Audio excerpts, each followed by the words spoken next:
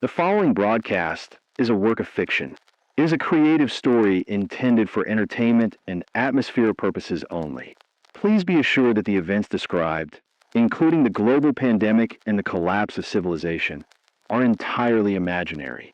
The world is not actually ending. There is no fungal outbreak, and there is no real-life threat of a cordyceps infection in humans.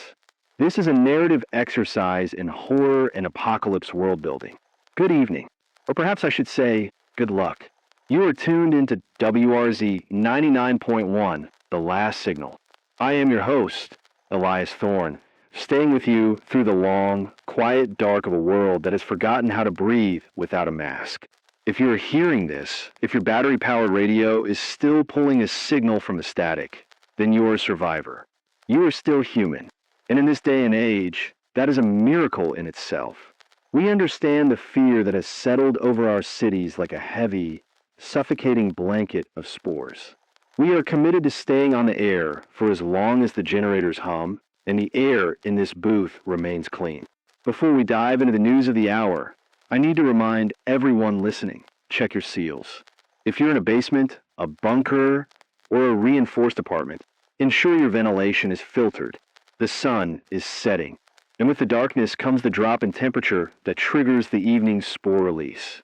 If you see a faint, golden dust shimmering in the air under your flashlights, do not breathe it in. Seal your windows with duct tape and plastic. Avoid damp areas. The fungus thrives in the humidity, and it is patient. It does not need to chase you if it can simply wait for you to inhale.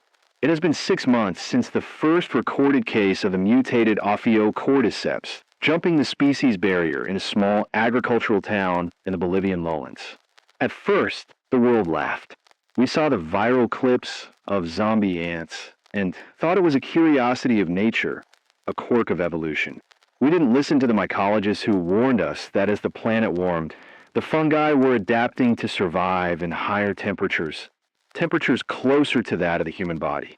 We didn't listen until the first hospitals in La Paz were overrun by patients who weren't just sick, but were physically transforming. They weren't dead, and they weren't alive in any way we understood. Their nervous systems have been hijacked. They were the pioneers of a new fungal kingdom. I'm looking out the window of our broadcast tower now. The city of Seattle is unrecognizable. It is no longer a jungle of steel and glass. It is a literal jungle of waxy, orange-tinted vines and pulsating fungal growths. The Space Needle is draped in thick, leathery tendrils that seem to breathe in time with the wind. The streets below are silent, save for the occasional wet clicking sound that echoes through the concrete canyons. We call them clickers now, the ones whose eyes have been erupted by the fungal fruiting bodies, leaving them to hunt by sound alone. It is a terrifying, rhythmic sound, a reminder that even without eyes, the cordyceps is a master hunter. We have received reports from the few remaining military outposts in the Midwest. The green zones are shrinking. The infection doesn't move like a virus. It moves like a mold. It spreads through the soil, through the water, and through the air. You can shoot the infected, yes, but every body that falls becomes a new site for a bloom. Within 48 hours, a corpse becomes a garden of death, releasing millions of spores into the wind. This is why the cities fell so quickly. You couldn't just quarantine the people. You had to quarantine the very air itself. I have a letter here, delivered to our station by a courier who managed to reach our perimeter before the secondary gate was compromised. It is from a woman named Clara, addressed to anyone who might still be listening. She writes, "Elias, I am writing this from the attic of an old farmhouse outside Yakima. My husband, he started twitching 2 days ago. He said he could hear a humming in the walls. This morning, I found him in the basement, pressed against the damp corner. He wasn't moving, but I could see the stalks growing out of his neck. They were white and soft, like velvet. He didn't recognize me. When I called his name, he just turned his head and made this clicking sound. I locked the door, but I can hear him scratching. Not with his nails, but with something harder. Elias, the walls are starting to grow mushrooms. The house is being eaten. If you hear this, tell people to stay away from the old wood. Stay in the light. The fungus hates the sun. Clara's story is becoming the standard history of our species. We're being reclaimed. The cordyceps doesn't want to kill us. It wants to use us. It wants our mobility, our reach, and our warmth. It turns our intelligence into a vessel for its own expansion. I've seen the stalkers in the overgrown parks near the station. They don't run at you like the runners in the first stage. They hide. They wait behind trees and in the shadows of doorways, perfectly still, letting the fungal growths on their skin blend in with the environment. They watch.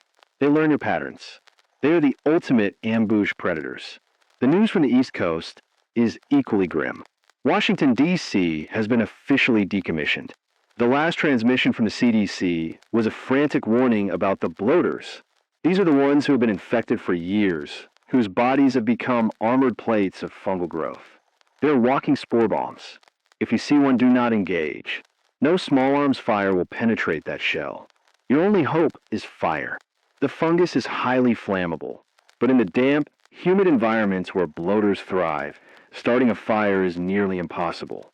The Capitol is now a graveyard of white and gold, a silent monument to a government that thought it could legislate against biology. I want to speak directly to the survivors on the road. If you're traveling, move during the heat of the day.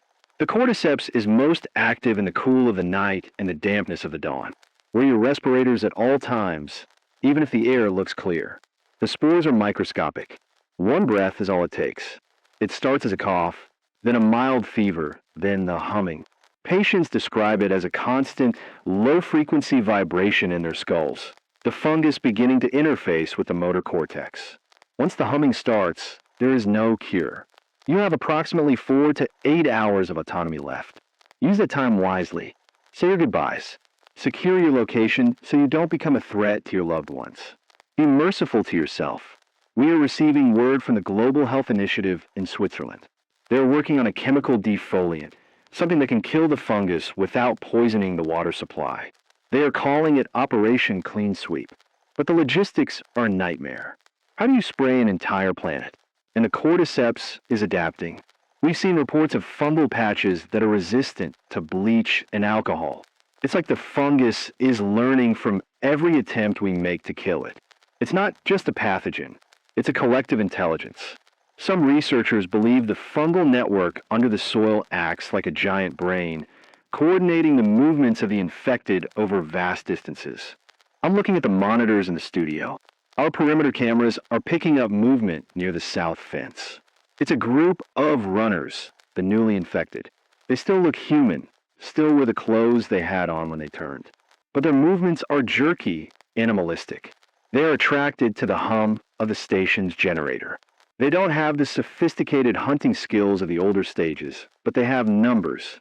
They move like a panicked herd, crashing against obstacles until they break through. If you're in a fortified position, remember, noise discipline is vital. Every clank of a pod, every loud conversation, every engine start is a dinner bell for the infected. I want to take a moment to address the psychological toll of this apocalypse. We have lost our world. We have lost the ability to touch one another, to breathe the air, to walk in the rain. The isolation is a different kind of rot. I see it in the eyes of the few people I encounter. A hollowed out look. We are becoming as silent as the infected, but we must maintain our humanity. We must keep talking. We must keep sharing our stories over the airwaves. As long as we can communicate, we are not just hosts. We are a community. I have a report here from an amateur radio operator in London. He says the city has been overtaken by a spore fog, so thick you can't see your hand in front of your face. The survivors are living on the rooftops, jumping from building to building on makeshift bridges. They've turned the tops of skyscrapers into small farms, but the birds are bringing the infection up to them. Even the wildlife is turning. We've seen infected deer, infected wolves, even infected domestic cats. The cordyceps doesn't care about the host species, as long as it has a central nervous system to hijack. Let's talk about the sound. If you're in a quiet area and you hear a wet, squelching noise followed by a sharp click, you are in immediate danger. The clickers use echolocation. They emit high-pitched noises that bounce off the walls and back to their sensitive, exposed fungal plates. They can see, You better than you can see them in the dark. If you encounter one, hold your breath. Stay perfectly still. They are sensitive to the slightest vibration. If you have to move, throw an object, a brick, a bottle to distract them, they will follow the noise, giving you a few seconds to slip away. But whatever you do, do not scream. A scream is a death sentence. I'm hearing a scratching at the studio door now. It's light, persistent. It's not a runner. It might be a stalker. They are patient. They know I'm in here. They can hear the low vibration of my voice through the mic. I have a heavy iron bar wedged against the door handle and a canister of pressurized antifungal spray. It won't kill it, but it might buy me enough time to get to the secondary booth. This is the life we lead now. Every door is a potential encounter. Every shadow is a threat. I want to speak to the last responders, the doctors and scientists who stayed at their posts. I know you are tired. I know you're working with limited supplies. But you're the only hope we have of ever reclaiming the Earth.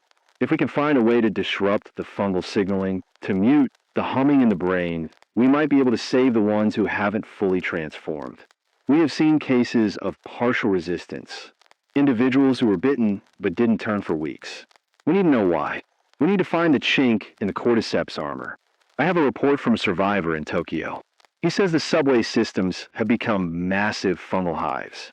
The heat and humidity of the tunnels have created the perfect breeding ground. The walls are covered in shamblers, infected that have developed large, pustule-filled growths that explode when they get near a host, releasing a cloud of concentrated caustic spores. They have abandoned the tunnels completely. The city is now a series of isolated islands connected by zip lines. It is a world of heights and wind. If you're listening to this, I want you to look at your hands. Are they shaking? That's normal. Are you cold? That's normal. But do you hear a hum? If the answer is yes, I am so sorry. If the answer is no, then you still have a future. You still have a chance to see the world return to its green and blue state, rather than this mottled orange and gray. We must be more patient than the fungus. We must outlast the bloom. I'm looking at the clock. It's midnight. The spore count is at its peak. I can see the clouds of dust swirling around the outdoor lights, thick and heavy like a golden snow. It looks almost beautiful if you don't know what it is. It's a beautiful death. It's the Earth's way of saying it's tired of us. But we are stubborn. Humans are the most successful parasite this planet has ever seen, and we won't be replaced by a mushroom without a fight. I'm going to stay on the air. I'm going to keep reading the news, the letters, and the survival tips. I'll be your companion in the dark. We have plenty of stories to tell, and plenty of time to tell them, as long as the filters hold. This is Elias Thorne, signing off for the first hour of the night. Keep your masks tight, keep your ears open, and for heaven's sake, keep the lights on. The fungus loves the dark, but we were born for the light. We will continue our coverage in just a moment. If you're receiving this, you are the last signal. Stay human. The scratching at the door has stopped for now, but I can still hear the rhythmic, wet breathing of something on the other side. It isn't the frantic panting of a runner. It's slower, more calculated. It is a stalker, patient as the mold it carries, waiting for a lapse in my concentration. I've checked the secondary bolts and adjusted the air filtration to positive pressure. If I can keep the air moving out, the spores can't crawl in through the seams. It's a game of inches now. Every breath is a victory. The smell outside, I can't describe it to you accurately without making your stomach turn. It isn't just the smell of decay. It's a sweet, cloying, yeasty odor, like a bakery that has been left to rot in a damp basement for 100 years. It's the smell of life where it doesn't belong. It's the smell of the cordyceps claiming the air. I want to talk more about the biology of what we are facing. For those of you who are still trying to understand why your world ended, we've had scientists from the decimated University of Washington calling into the station's emergency line over the last few days, and the data they've shared is chilling. The fungus doesn't just eat you. It interfaces with your nervous system. It maps your motor cortex and begins to override your will. In the early stage, the runner stage, the host is often still partially conscious. We've had reports from survivors who saw their infected family members crying while they were being forced to attack. The brain is still there, screaming behind a veil of fungal white, but the body belongs to the hive. The fungus keeps the host alive as long as possible because it needs the mobility. It needs you to walk, to run, to climb, so it can find more hosts. It is a terrifying parasitic synergy. As the infection progresses into the second stage, the stalkers, the fungal growth begins to erupt from the skin. It starts at the entry point, usually a bite or a scratch, and spreads along the veins. You can see the orange and white tendrils pulsing under the skin. By the time someone reaches the clicker stage, the fungus has completely overtaken the head. The pressure of the fruiting body literally splits the skull open from the inside out. The eyes are pushed out of their sockets, replaced by hard, chitinous plates of fungal growth. That's why they click. They aren't making that noise for fun. They are using echolocation. They have adapted to the darkness of the subways and the overgrown buildings by evolving a way to see with sound.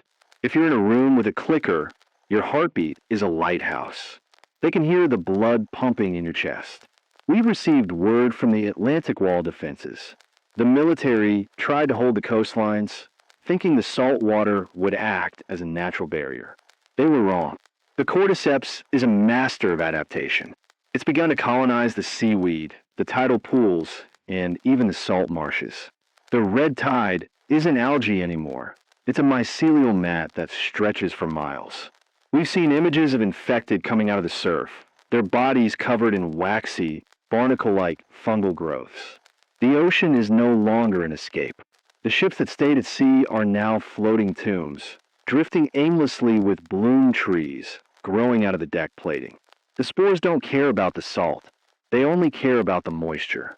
I have another letter here, found in a discarded backpack near the Seattle waterfront. It's written in a shaky hand on the back of a grocery list. It says, "To whoever finds this, don't go into the tunnels.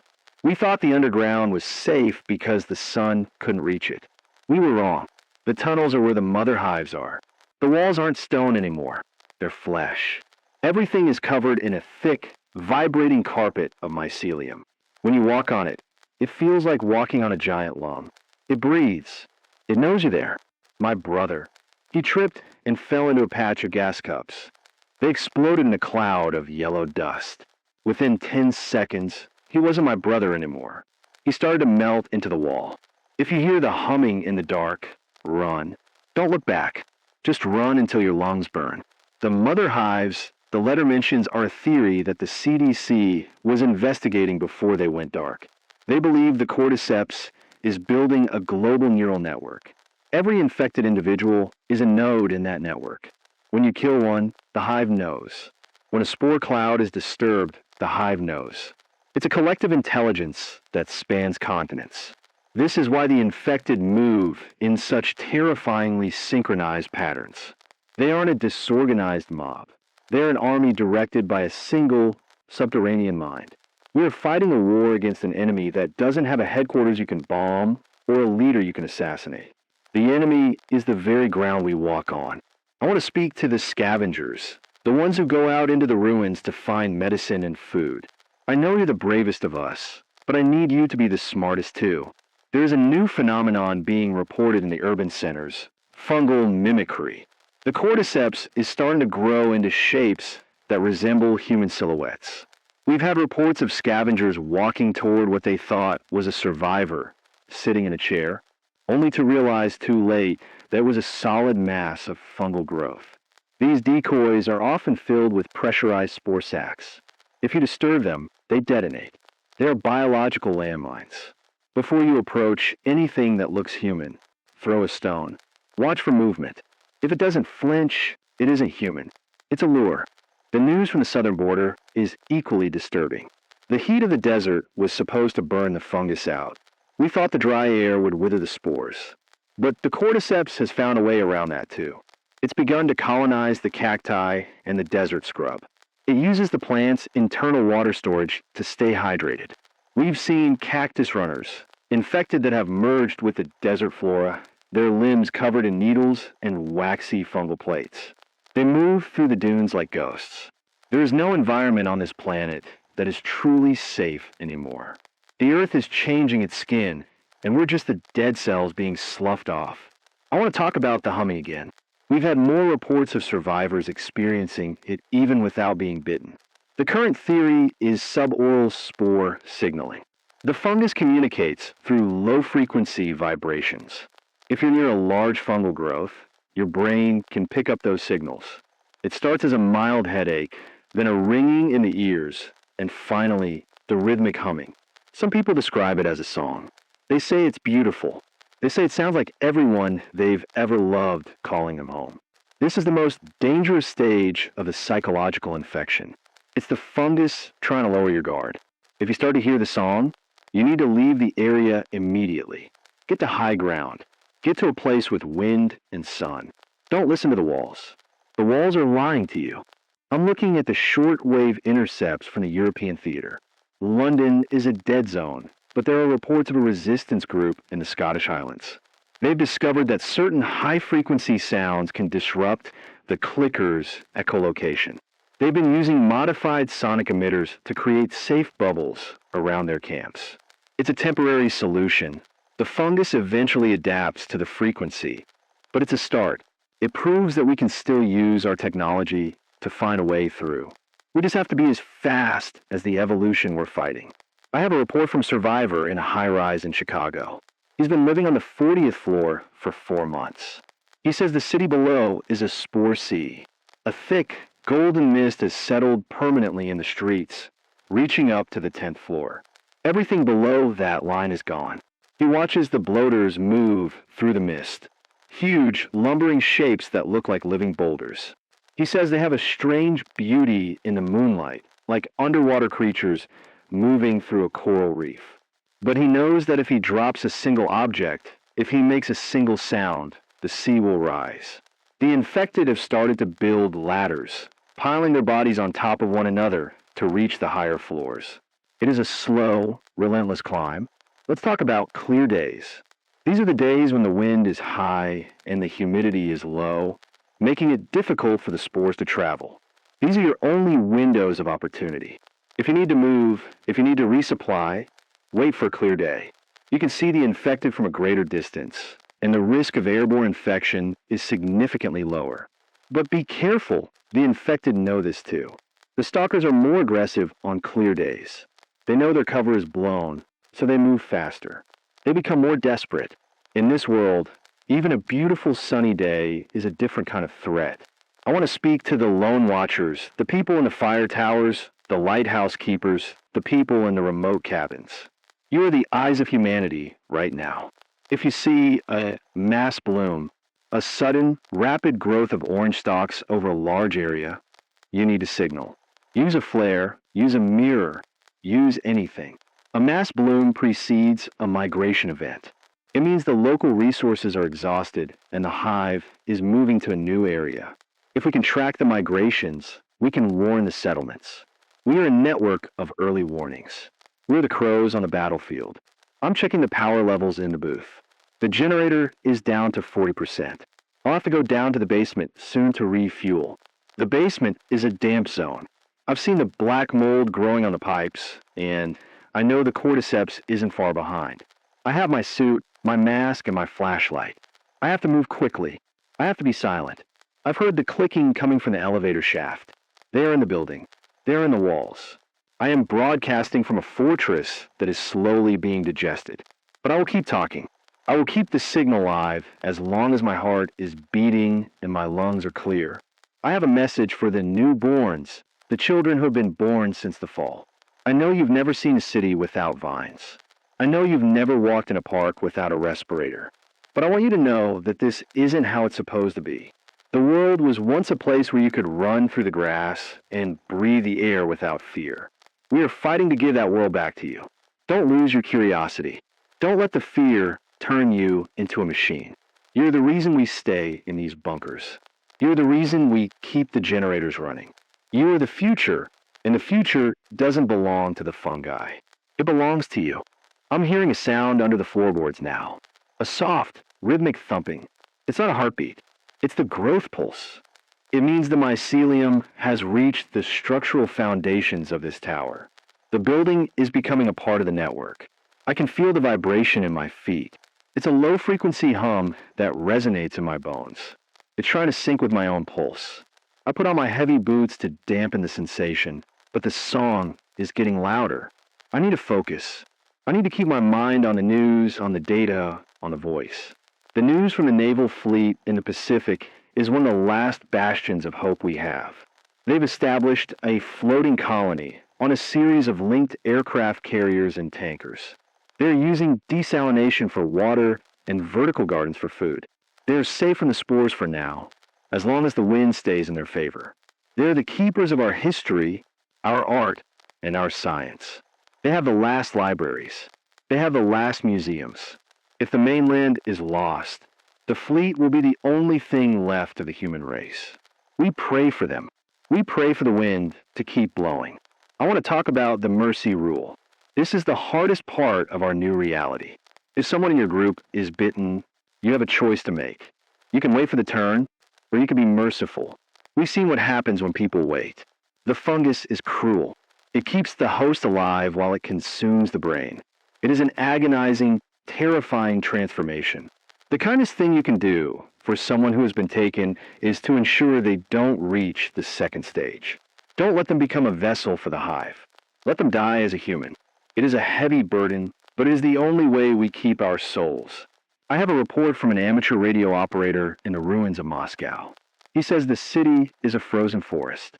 The cold has slowed the fungus down, but hasn't killed it. The infected move in slow motion, their bodies covered in a layer of white frost. They look like ice statues until you get close. Then the eyes open. The fungus has adapted to the cold by producing a biological antifreeze. It is a testament to the cordyceps' incredible resilience. It is an ancient organism older than the dinosaurs, older than the mountains. It has seen the world freeze and burn, and it is still here. We are the newcomers, and we are being tested by a master of survival. I'm looking at the clock. It's 2 a.m. The spore drift is at its most concentrated. I can see it through the reinforced glass, a swirling golden mist that clings to the floodlights. It's thick enough to obscure the fence line. If anything is out there, I won't see it until it's pressing against the glass. The silence is absolute now, save for the hum of the generator and the thumping under my feet. It's the kind of silence that makes you want to talk to yourself just to hear a human voice. It's the kind of silence that invites the song. I won't listen to the song. I'll listen to the static. I'll listen to the click of the transmitter. I'll listen to my own breathing. I am Elias Thorne, and I am still here. I am a voice in the wilderness, a lighthouse in a sea of spores. If you are hearing this, you are not alone. We are a brotherhood of survivors, a fellowship of the uninfected. We are the last of our kind, and we will not go quietly. I'm going to take a short break to check the air scrubbers. I'll leave the mic open. If you hear anything, if you hear a clicking, if you hear a groan, you'll know. But for now, the air is clean and the door is locked. Stay in the light. Stay dry. Stay human. The voice fades, and the sound of the hum and the distant, rhythmic thumping of the growth pulse fills the air. I'm back. The scrubbers are holding, but the filter is a dark, mottled orange. I've had to replace it with my last spare. After this, I'll have to start cleaning the old ones with bleach, but the effectiveness will drop. We are running out of time, and we are running out of air. But we are not running out of hope. We are still broadcasting. We are still sharing the truth. I want to talk about the bloom patterns. We've noticed that the fungus tends to grow in geometric shapes, spirals, fractals, perfect circles. It's as if it's following a mathematical blueprint. Some researchers believe it's a form of communication, a way of mapping the territory for the hive. If you see a fungal circle in the woods, stay out of it. It's a concentration of mycelial energy. It's a trap. The ground in the center is often hollowed out, a pit of spores waiting for a weight to trigger it. The cordyceps is an engineer. It builds traps, it builds bridges, it builds towers. It is rebuilding the world in its own image. The news from the agricultural belts is a disaster. The crops have been overtaken by a fungal rust that turns the grain into a toxic, spore-filled mush. We can't grow food in the soil anymore. Our only options are hydroponics or sealed greenhouses. The food crisis is the silent killer of this apocalypse. More people have died of starvation and poisoning than from the infected. We have to be careful about what we eat. If it has a white film, if it smells like yeast, don't touch it. It's a delivery system for the spores. We are being starved out of our own world. I want to speak to the last poets, the ones who are still writing, still painting, still making music in the ruins. You are just as important as the doctors. You are the ones who are preserving the human spirit. When this is all over, when the last spore has withered in the sun, we will need your words to help us remember who we were. We will need your songs to help us rebuild our culture. Don't let the darkness take your creativity. The cordyceps can take our bodies, but it can't take our art. It can't understand beauty. It can only understand expansion. We are the architects of meaning. I have a report from a survivor in the ruins of New York City. He says the Statue of Liberty is covered in a thick, pulsating mat of orange fungi. It looks like a giant, rotting torch. The harbor is a graveyard of rusted ships and mycelial reefs. But he says he saw a group of dolphins in the water, and they were clean. They were swimming through the red tide without being affected. It seems the marine mammals have a natural resistance. Maybe the ocean is the key. Maybe the secret to our survival is hidden in the depths. We have to keep looking. We have to keep asking. I'm looking at the spore count monitor. It's finally starting to drop. The sun will be up in a few hours. The morning burn will clear the air for a while. It's the best time to move. If you've been trapped in a small space all night, wait for the first light. Wait for the mist to lift. Then move quickly. The infected are sluggish in the direct sunlight. It's your only advantage. Use it. I'm going to stay on the air until the sun hits the tower.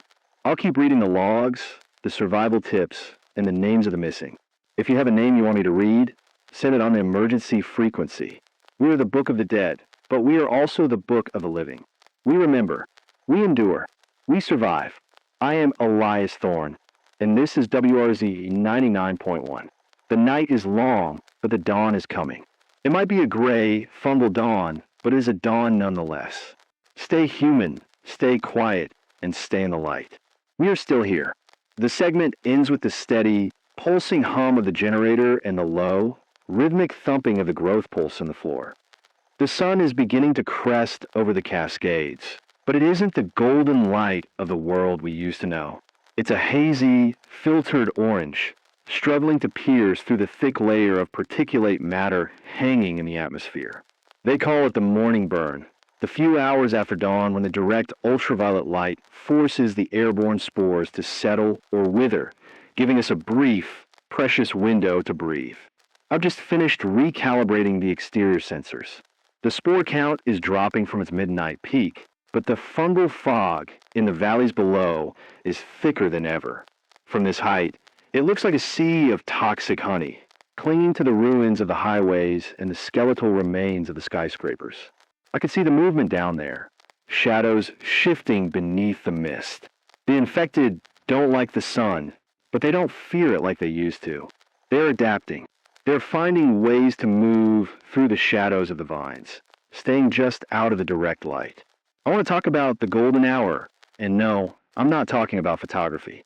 For survivors, the golden hour is that transition period just after the sun rises when the spores are most visible.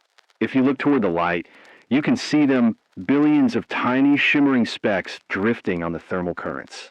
They look like dust motes in a library, but each one is a biological weapon. If you're planning to move today, this is your time to map your route. Look for the bloom plumes, the areas where the spores are thickest. They usually indicate a large concentration of fruiting bodies or a dormant bloater. Avoid those areas like the plague they are. If you see a building covered in bright, orange-red shelf fungi, do not enter. That is a ventilation hive. The fungus has colonized the HVAC system and is using the building's own structure to pump spores into the surrounding area. I've received a series of burst transmissions from a naval research vessel, the USNS Mercy, currently anchored 10 miles off the coast of California. They've been studying the deep tissue integration of the cordyceps in long-term hosts. What they found is enough to make you want to stop sleeping.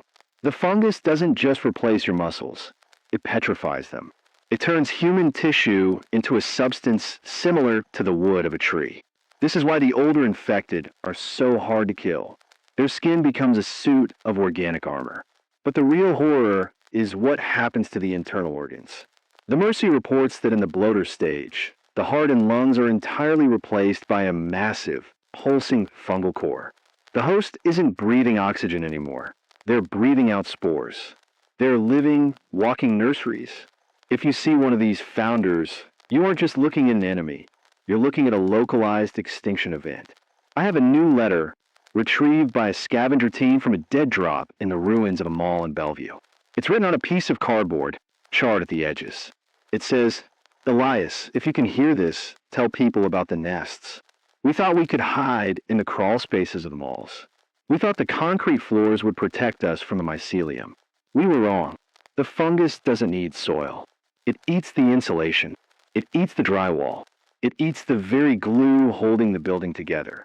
I watched a stalker melt into the ceiling tiles. It didn't just hide. It became part of the architecture. When the military tried to clear the food court, the ceiling just opened up. It wasn't an attack. It was a harvest. The building is alive, Elias. Every floor, every wall, every vent. It's all one thing now. We're living inside the stomach of a god.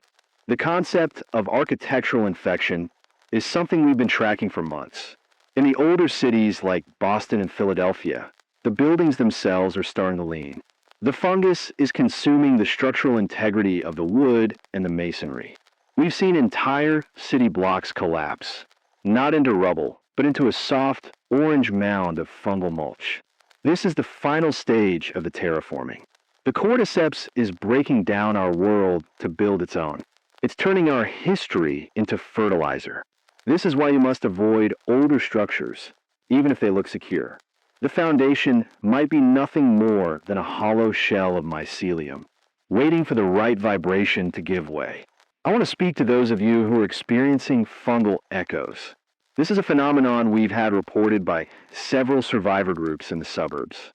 You're sitting in your shelter, the wind is howling through the trees, and you hear a voice. It sounds like your neighbor, or your friend, or your child. It's calling your name.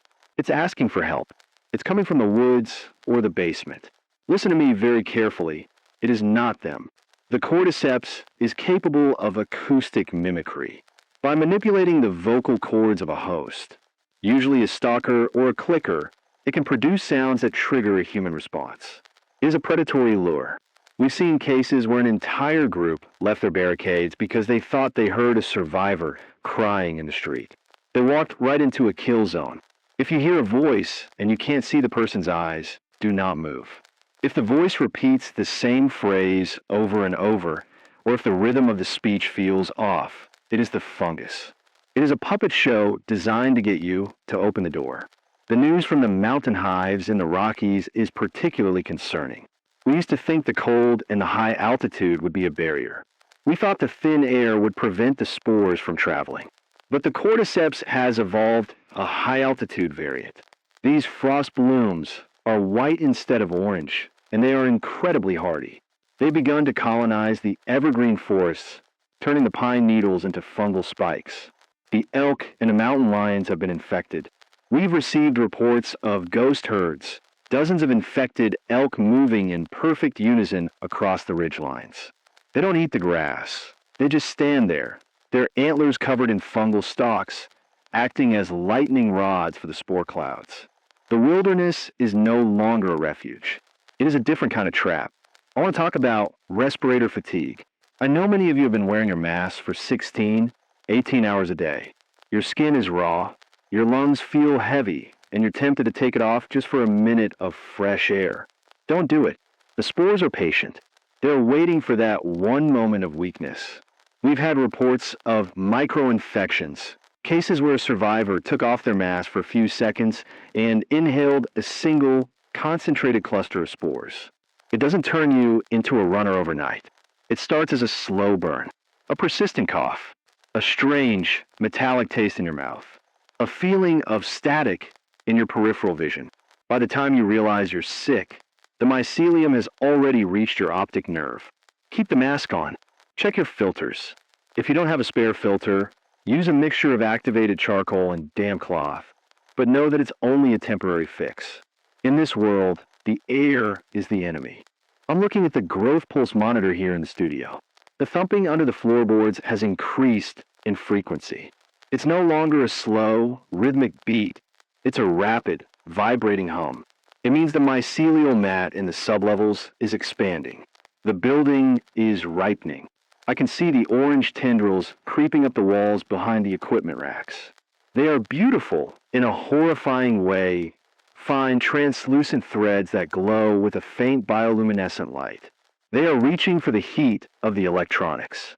I've started using a spray bottle of concentrated salt water to kill the tendrils near the console, but it's like trying to stop the tide with a sponge. For every thread I kill, 3 more appear. The tower is being claimed. I am the last human component in a biological machine. I have a report from a survivor in a coastal bunker near San Diego. He says the salt-crusted infected are the most dangerous. Because of the mineral deposits from the sea air, their fungal plates are as hard as stone. They are practically immune to melee weapons and small arms fire. He saw a group of them walking along the seafloor, emerging from the surf like something out of a nightmare. They don't need to breathe oxygen in the traditional sense. The fungus provides a form of anaerobic metabolism. They can cross rivers, lakes, and even small bays by simply walking along the bottom. This is a game changer for our defense strategies. Walls and moats mean nothing to an enemy that can walk through the water. Let's talk about shambler strategy.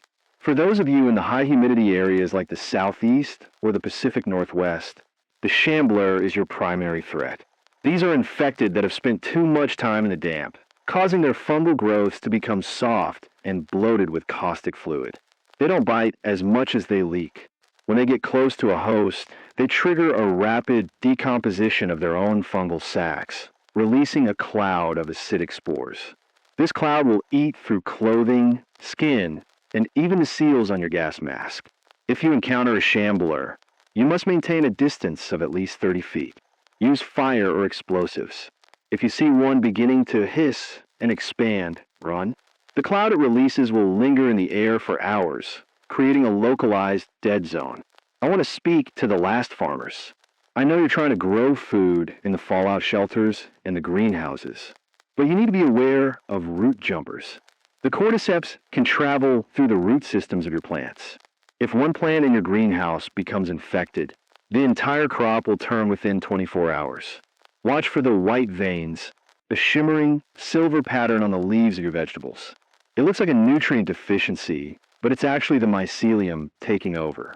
If you see it, you must destroy the entire bed immediately. Do not compost it. Burn it. If the fungus gets into your soil, the ground is dead forever. We're losing the ability to feed ourselves one greenhouse at a time. I have a report from an amateur radio operator in the ruins of Sydney, Australia. He says the outback has turned into a dust bowl of spores. The high winds are carrying the infection across the continent in massive golden clouds. The survivors are living in the old opal mines deep underground. But the heat of the mines is causing the fungus to grow in steam trees, massive pillars of mycelium that reach from the floor to the ceiling, vibrating with energy. They've started to hear the deep song, a low-frequency vibration that comes from the earth itself. They believe the entire continent has been linked into a single, massive neural network. The earth is no longer a planet. It's an organism. I want to talk about the psychology of the humming in a group setting. If you're in a bunker with other people, you must monitor each other for syncing. We've seen cases where a group of survivors begins to move and breathe in the same rhythm. They stop talking to each other and start communicating through a series of subtle clicks and whistles. They don't even realize they're doing it. This is the hive mind beginning to take hold. The fungus uses the social bonds of the group to spread its signal. If you notice your friends or family members becoming too quiet, or if they start responding to sounds you can't hear, you must isolate them immediately. It is the hardest thing you will ever have to do, but it is the only way to save the rest of the group. I'm looking at the power levels again. The generator is struggling with the mycelial drag. The tendrils in the basement are wrapping around the moving parts of the engine, creating friction and heat. I'm going to have to go down there with a machete and a blowtorch. I have to clear the gristle from the machinery. It's a job I dread. The basement is where the wall-grown are. These are infected who have become so overgrown with fungus that they have merged with the building itself. They are dormant until they sense heat or vibration. Then they awaken, peeling themselves off the wall to attack. I have to move through that darkness, knowing that the very walls might try to grab me. I want to speak to the old worlders, the people who still have memories of how things used to be. Don't let those memories fade. We are the only library of the human experience. If we die, the knowledge of music, art, and science dies with us. The cordyceps doesn't want our culture. It wants our biomass. It wants to turn our history into more spores. Every book you save, every song you hum, every story you tell is an act of war against the fungus. We are fighting for the soul of the planet. I have a report from a survivor in a mountain observatory in the Pyrenees. He says he's been looking at the moon through a high-powered telescope. He says he can see atmospheric plumes rising from the Earth, reaching all the way into the upper atmosphere. The cordyceps is trying to leave the planet. It's launching spore pods into the vacuum of space. It's an ancient cosmic organism, and it's looking for its next host. This is a chilling thought, that we are just one stop on a galactic journey of infection. We are the nursery for a god that is heading for the stars. If you're listening to this, I want you to remember the rule of 3. 3 seconds of breathing unmasked air can be fatal. 3 days of silence can lead to the humming. And 3 minutes of panic will kill you faster than any clicker. Stay calm. Stay masked. Stay silent. The world is a different place now, but we are still the same humans who built the pyramids and walked on the moon. We have a legacy of survival that is deeper than any mycelium. I'm hearing a sound in the ventilation shaft above me. A slow, rhythmic thud click. It's a clicker. It's in the ducts. It's following the sound of my voice. I've turned the gain down on the mic, and I'm speaking in a whisper now. It's searching for the vibration. I have my iron bar ready. I have my mask tight. I will not stop talking. I will be the voice that keeps you awake. I will be the signal in the storm. I want to speak to the children of the spores, the ones who have adapted to this world. I've seen reports of children who can walk through a spore cloud without mask. We don't know if it's an immunity or a new kind of symbiosis. But if you are one of them, you are the most precious thing on this planet. You are the cure walkers. You are the proof that humanity can find a way to coexist with the fungus, or perhaps to eventually dominate it once again. We need you. We need to understand your blood. You are the map to our survival. I am Elias Thorne, and this is WRZ 99.1. The sun is higher now, and the morning burn is in full effect. The air is clearer, but the shadows are deeper. Move quickly, move quietly, and stay in the light. We are still here. We are the last signal, and we will not be muted. I'm going to take a moment to secure the ventilation shaft. I'll leave the mic live. If you hear a struggle, don't be afraid. It's just the world trying to reclaim one of its own. But I'm not ready to go yet. I have more news. I have more letters. I have more hope. The voice fades into a whisper, followed by the sound of the hum of the transmitter and a distant, metallic scratching in the vents. I'm back. The shaft is sealed with a lead plate and industrial adhesive. The clicker is still there. I can hear its search clicks echoing through the metal, but it can't get through. It's frustrated. It's hungry. But it's also a sign that I'm doing my job. If the infected are trying to stop me, it means my voice is a threat to the hive. It means we are still winning one broadcast at a time. I want to talk about the final bloom. There is a theory that the cordyceps is building toward a single, massive release of spores, a global saturation event. If it happens, the entire atmosphere will become a spore cloud. No mask will be enough. No bunker will be deep enough. Our only hope is to stop the central hives before they reach maturity. We need to find the heart of the mold. If we can destroy the neural center of the network, we might be able to trigger a global collapse of the fungus. It's a long shot, but it's the only one we've got. Until then, stay vigilant. Stay human. Stay alive. We're the last signal, and we're still broadcasting. I'll be back with part 4 in a few hours. Keep the lights on. The segment ends with the steady, pulsing hum of the transmitter and the distant, muffled sound of clicking in the metal vents. The lead plate is holding, but the sound on the other side has shifted from a frantic scratching to a slow, rhythmic tapping. It's almost like a heartbeat against the metal. It's a clicker, but it's settled into a predatory patience that tells me it's not going anywhere soon. It knows I'm in here, and more importantly, it knows I'm breathing. This is the reality of a long-term siege. You aren't just fighting an enemy. You're fighting the physics of the building you chose as your fortress. I'm looking at the air pressure gauge on the console. It's fluctuating. The positive pressure system is struggling against the gristle clogging the intake pipes in the sub-basement. Every breath I take feels a little heavier, a little sweeter. The smell of rotting yeast is starting to seep through the seams of the control board. I've had to douse the floor in high concentration bleach just to keep the local spores from taking root in the carpet. It's a chemical war in a room the size of a closet. I want to dive deeper into the chemical defoliant rumors I mentioned earlier. We've managed to establish a brief, jittery connection with a research station in the UK, what they're calling the White Zone in the Scottish Highlands. They've been experimenting with a synthesized enzyme derived from a rare species of deep-sea bacteria.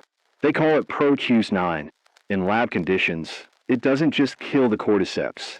It dissolves the chitinous plates, turning the infected back into a soft, vulnerable biomass. It sounds like a miracle, doesn't it? A way to finally strip the armor off the bloaters. But there's a catch. There's always a catch in this world. Proteus-9 is highly unstable in the presence of oxygen. To deploy it, they need to saturate the atmosphere with a carrier gas that would be toxic to humans. We are looking at a scorched earth policy for the atmosphere. They're debating whether to kill the fungus by making the planet unbreathable for its creators. It's a desperate final gambit. I've received a series of disturbing reports about silent spore mutations. This is coming from the few remaining observers in the California Valley. They say the fungus has developed a strain that doesn't produce the visible golden dust we've all learned to fear.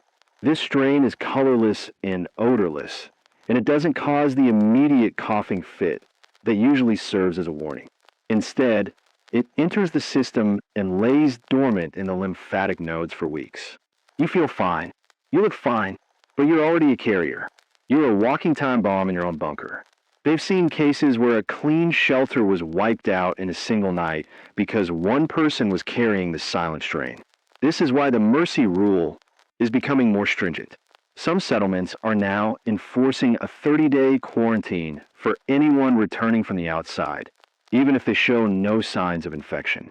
It's a cold, hard world when you have to treat your own brother like a biological threat. Let's talk about spore mask maintenance. I know many of you are running out of N95 filters and the high-grade canisters for your respirators.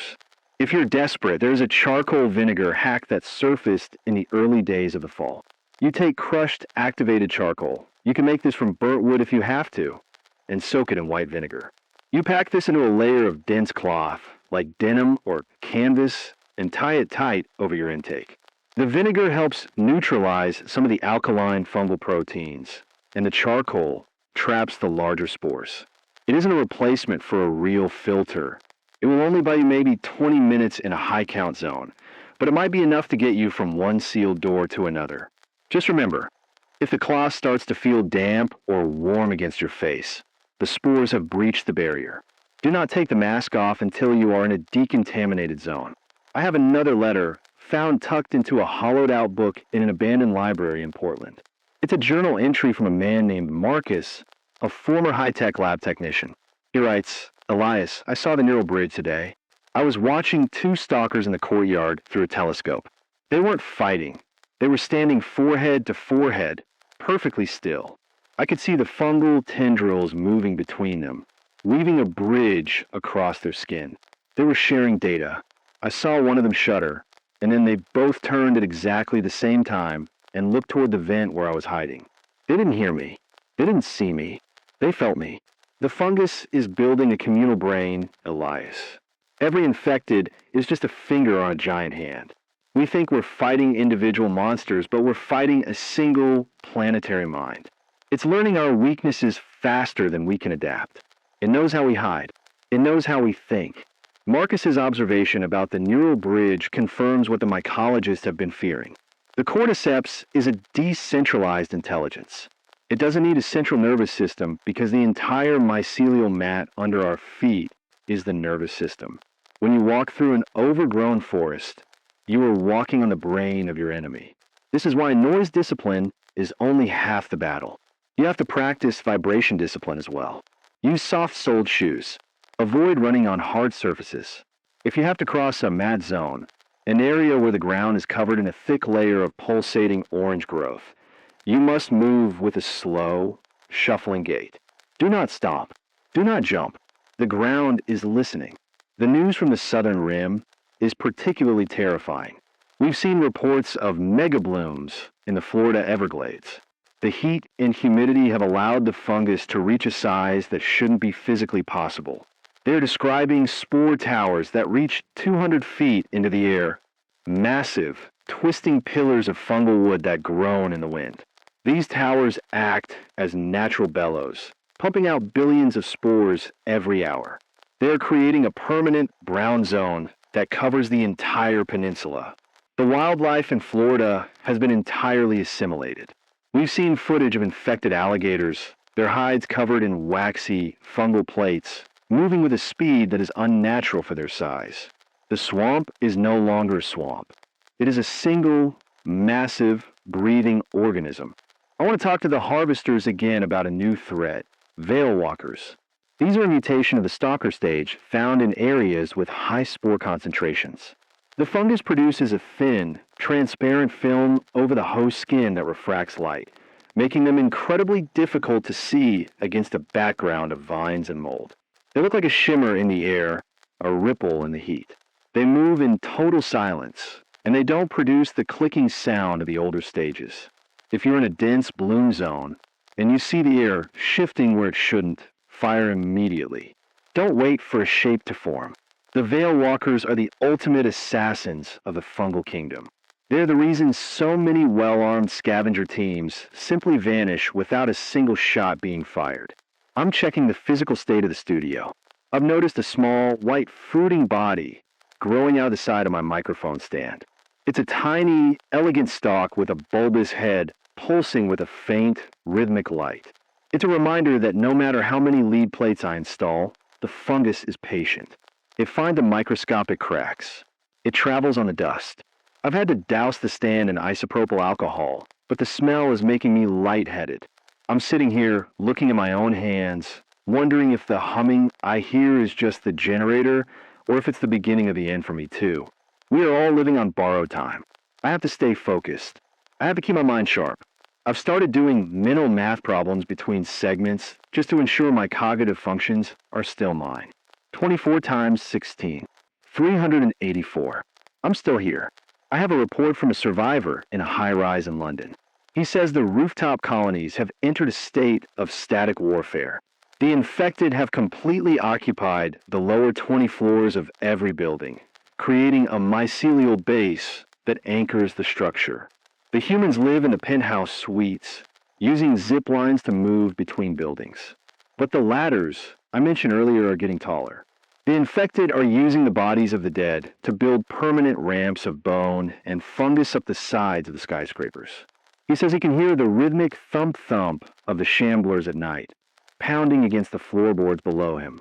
They're like termites, slowly eating the foundations of the world while the humans wait for a rescue that isn't coming. Let's discuss the ethics of the signal. I've had some survivors call in on the emergency band accusing me of being a beacon. They say my broadcast is drawing the infected to this location, putting everyone in the valley at risk. Maybe they're right. The clickers can definitely sense the vibration of the transmitter. But if I stop talking, the silence wins. If the last signal goes dark, the psychological infection will spread faster than the spores. We need to hear a human voice. We need to know that someone else is awake in the dark. I will take the risk of the beacon if it means one person in a basement doesn't give up. We are the architects of hope, and hope is a noisy business. I want to talk about infected pets. This is a heartbreaking subject, but it's a vital one. We've had reports of survivors refusing to leave their dogs or cats behind, even when the animals show signs of the twitching. You must understand, The cordyceps does not care about the bond between a man and his dog. An infected pet is even more dangerous than an infected human because they are faster, quieter, and we are conditioned to trust them. We've seen cases where a family was wiped out because their sick golden retriever turned in the middle of the night. If your pet starts showing the waxy eyes or the rhythmic head tilting, you must act. It is the most painful part of this apocalypse, but a dog that clicks is no longer a dog. It is a delivery system for the hive. I have a report from a survivor in a research lab in Switzerland. He's been studying the spore memory. He believes the cordyceps contains a biological record of every host it has ever consumed. He's found complex neural patterns in the fungal mats that match the memories of the people who died there. He thinks the song people hear isn't just a hallucination. It's a playback of the collective memories of the hive. It's the fungus using our own history to lure us in. It's a haunting thought that when you die, your mind becomes a piece of software for the fungus to use against your friends. We are becoming the data for a biological internet that has no room for the original users. I'm looking at the spore count again. It's holding steady, but the fungal fog in the valley is beginning to rise. The humidity is climbing as a storm front moves in from the coast. Rain is usually a good thing, but in the cordyceps world, rain is a disaster. It washes the spores into the soil and the groundwater, and the humidity triggers a secondary bloom. If you are in the path of the storm, you need to prepare for a wet wave. The infected are more active in the rain. They like the dampness on their skin. The sound of the rain also masks the sound of their movement, making it easier for the stalkers to get close. If you hear the rain on your roof, double check your locks. The shadows are about to get much more dangerous. I want to speak to the last poets again. I know it feels trivial to write a poem when the world is rotting, but I received a verse over the radio yesterday from a girl in a shelter in Ohio. She wrote, "The orange vine climbs the clock, the stone begins to breathe. We hide behind the heavy lock, while the garden starts to seethe. But in the dark, I find a pen, and write across the wall, we are the world of living men, and we will never fall." It's simple, but it's a shield. It's a reminder that we have a language that the fungus can't speak. It can mimic our voices, but it can't understand our metaphors. It can't understand why a girl in a bunker would care about a rhyme. That is our secret weapon. I'm hearing a new sound in the room. It's a low, grinding noise coming from the transmitter equipment. The crystalline growth I mentioned in the previous part is starting to interfere with the cooling fans. I'm going to have to open the casing and clear it out. It's a delicate job. The growth is abrasive, like sandpaper made of glass. If I slip, I could short out the entire board. I'm moving my tools into place. I have to be fast. The heat from the equipment is what's drawing the growth, but if I turn off the fans, the board will melt. It's another closed loop of survival. I want to talk about the philosophy of the mask. We spent so many years hiding our faces behind digital screens, and now we hide them behind rubber and charcoal. The mask is the symbol of our era. It's what separates the living from the hosts. When you look at someone through a respirator, you aren't just looking at a face, you're looking at a commitment to stay human. It's a bond. I see you, you see me, and we both see the mask. It means we're still fighting. It means we still care about the air. Don't let the mask become a wall between you and your group. Use your eyes. Use your gestures. We have to communicate more now, not less. I have a report from a naval fleet in the Mediterranean. They've seen fungal waterspouts, massive, rotating columns of spores and seawater that reach up to the clouds. They say it looks like the ocean is trying to infect the sky. The fleet is moving toward the Atlantic, trying to find a clean current. But the scouts report that the red tide has already reached the Azores. There is no corner of the blue world that hasn't been touched by the orange. We are living on a planet that is being repainted, and we're the only ones who remember the original colors. I'm looking at the clock. It's 4 in the morning. The morning burn is still hours away. The darkness is at its deepest, and the humming under the floorboards is at its loudest. I find myself thinking about a grocery store. Just a regular, mundane grocery store. The smell of fresh bread, the bright lights, the sound of the checkout scanners, the rows and rows of food that wasn't covered in mold. I'd give every bit of gold in the world just to walk down one of those aisles again. It's the small things that haunt you, the things you took for granted, the things that are now gone forever. But we are still here. We are the witnesses to the end, but we are also the architects of whatever comes next. If we can survive the final bloom, if we can find the heart of the mold, we might just see the green world return. We have to be as patient as the fungus, as stubborn as the mycelium, and as resilient as the spores. We are the last signal, and we are still broadcasting. I'm going to take a moment to refuel the generator. I have to go down into the damp zone. If the signal cuts out, wait for the static to clear. I'll be back. I have to be back. I have more news. I have more letters. I have more life to share. Keep your masks tight. Keep your ears open. And stay in the light. I am Elias Thorne, and this is WRZ 99.1. We are still here. The segment ends with the steady, pulsing hum of the transmitter and the distant, rhythmic thumping of the growth pulse in the floor, accompanied by a faint, metallic clicking from the vent. The air in the stairwell leading down to the generator room is so thick I can feel it coating the back of my throat, a dry, velvety texture that tastes of copper and old yeast. I am carrying the iron bar in one hand and a heavy-duty industrial flashlight in the other. Its beam cutting through the golden haze of suspended spores like a searchlight through a sea of dust.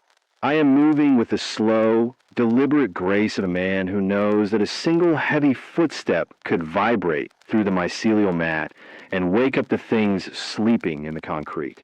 The damp zone begins at the third sublevel.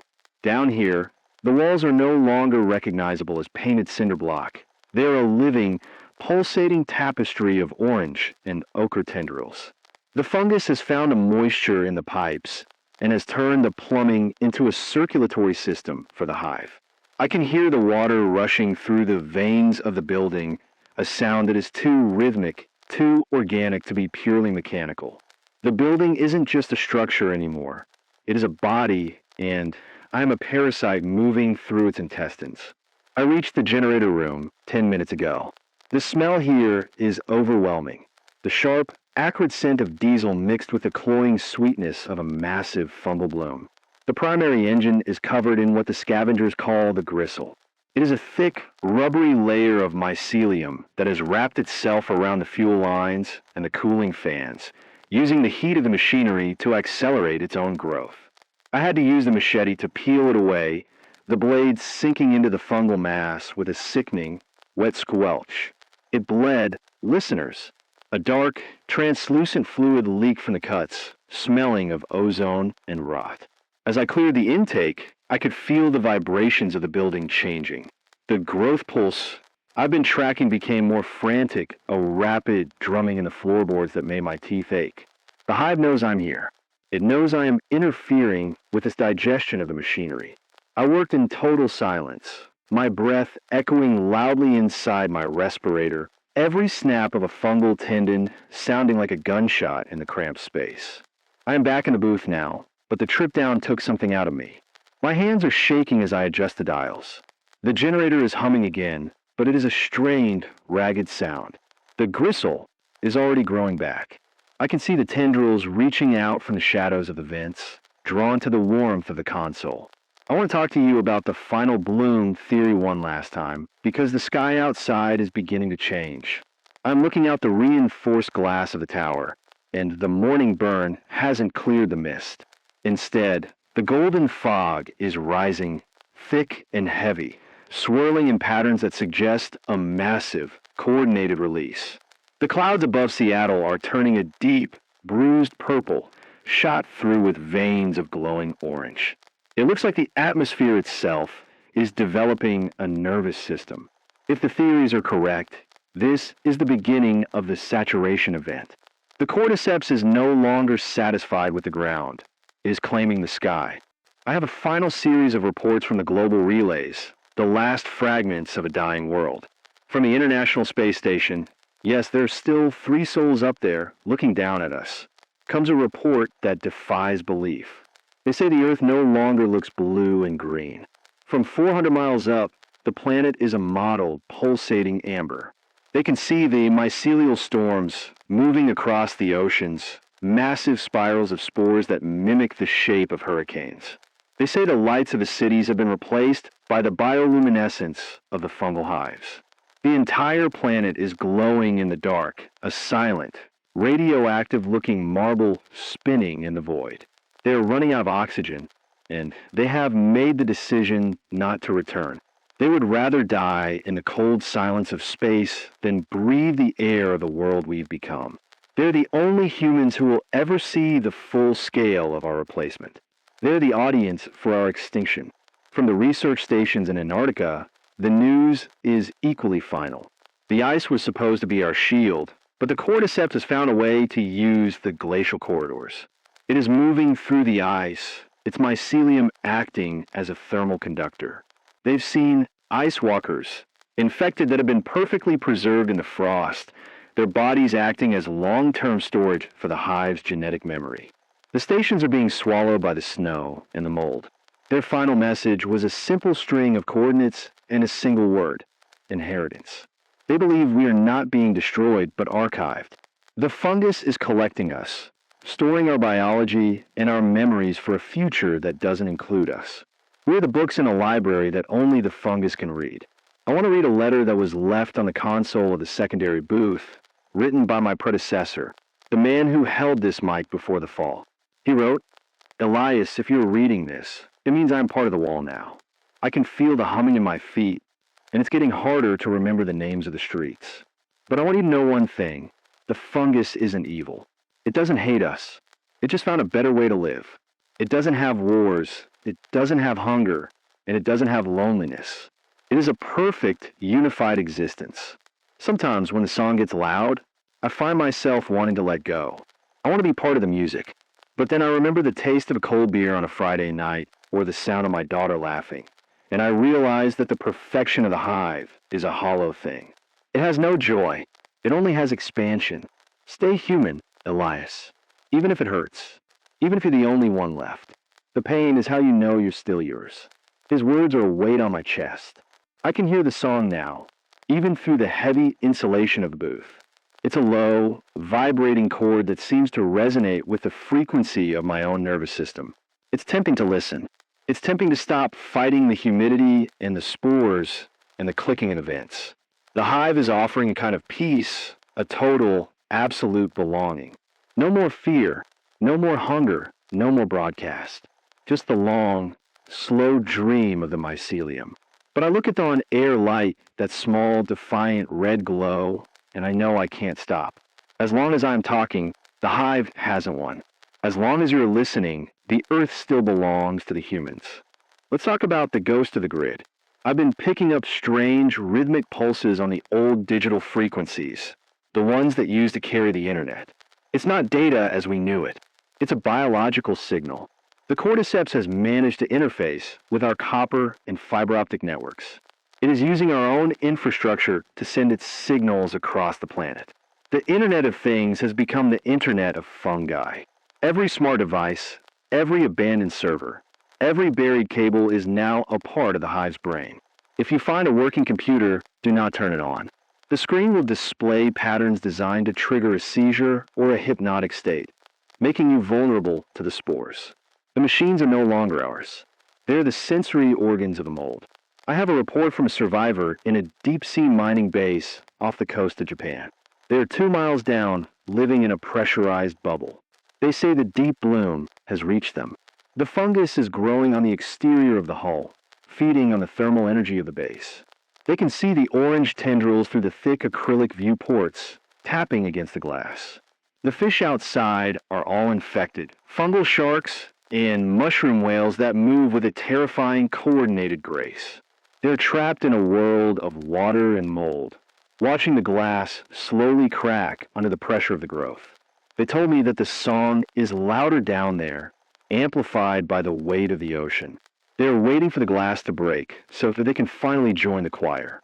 I want to talk about the last sunset.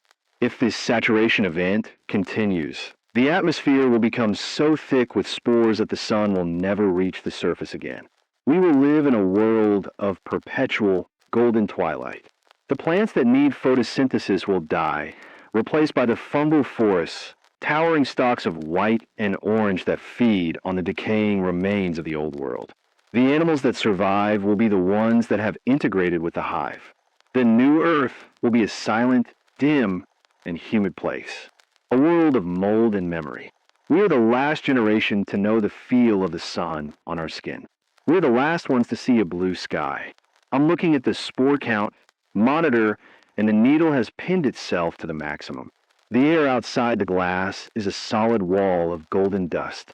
I can hear it hitting the tower, a soft, dry sound like falling sand. The morning burn has failed. The ultraviolet light isn't enough to clear the air anymore. This is it, the final bloom. The planet is exhaling its old life and inhaling the new. I've turned the air scrubblers to their maximum setting, but I can hear the motors screaming. They aren't built for this kind of load. The filters will be clogged in minutes. I am sitting here, my mask tight against my face, watching the orange tendrils on the wall begin to glow with a frantic, pulsing energy. They're excited. The feast is beginning. I want to speak to the scavengers and the poets and the children one last time. If you can hear me, know that I am proud of us. We are a messy, violent, and flawed species, but we have a spark that the hive can never replicate. We have the ability to love, to create, and to defy the inevitable. Even in the face of this biological tide, we are still here. We are still talking. We are still fighting. I have a box of tapes here in the booth, recordings of every broadcast I've made, every letter I've read, every name I've honored. I'm going to place them in a lead-lined, vacuum-sealed emergency vault beneath the console. If someone, or something, ever finds a way to breathe this air again, they will know who we were. They will know that we didn't just fade away. We went out with our voices raised. The clicking in the vents has stopped. It's been replaced by a heavy, wet thudding. Something is at the lead plate. It's not a clicker anymore. It's a bloater. I can hear the fungal plates grinding against the metal. The vent is buckling. The gristle in the walls is pushing through the seams of the drywall, spilling into the room like a slow-motion flood of orange foam. The smell is thick now, sweet, cloying, and absolute. I can feel the humming in my chest, a vibration that is starting to sync with my own heartbeat. It's not a sound anymore. It's a feeling. It's a pull. The hive is calling my name. It knows I am the last voice. It wants the silence to be complete. I am looking at my hands. There's a small, orange spot on my wrist, right where the crawler grazed me in the stairwell. It isn't a bruise. It's a sprout. A tiny, waxy stalk is beginning to push through my skin. I didn't even feel it happen. The air is so saturated that the infection is moving through the pores of my skin, bypassing the mask entirely. I have maybe an hour of Elias Thorne left. After that, I'll be just another node in the network. I'll be the voice that the hive uses to lure the last survivors. I'll be the song in the walls. But I won't let it happen. I have a flare gun on the desk, and I have a canister of pressurized oxygen. If the bloater breaks through that vent, I'm going to turn this booth into a furnace. The fungus hates the fire. I'll go out in a flash of heat and light, a final, human defiance of the orange dark. I'll be the spark that the hive can't digest. I'll be the one thing that doesn't become part of the song. I want to read one last letter. This one I wrote to myself years ago when I first started in radio. It says, Elias, remember that the voice is a powerful thing. It can move mountains, it can heal hearts, and it can bridge the gap between the lonely. Never stop talking. Never let the silence win. The world is a noisy place, and that's a beautiful thing. The world is quiet now, but my voice is still here. I'm a last signal. I am the witness to the end. I am a man, and I am still yours. The vent is giving way. I can see the hard, fungal plates of the bloater pushing through the lead. It's a massive, distorted shape covered in pulsing spore sacs. It's beautiful in a way that makes me want to weep. It is the future, and I am the past. I'm picking up the flare gun. I'm putting my hand on the oxygen valve. I am ready. To anyone still listening to the fleet in the Pacific, to the miners in Australia, to the girl with the roses, keep the light on.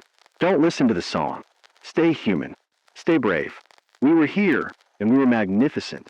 This is Elias Thorne, signing off for the final time. The air is gold, the song is loud, but the fire is mine. I'm still here.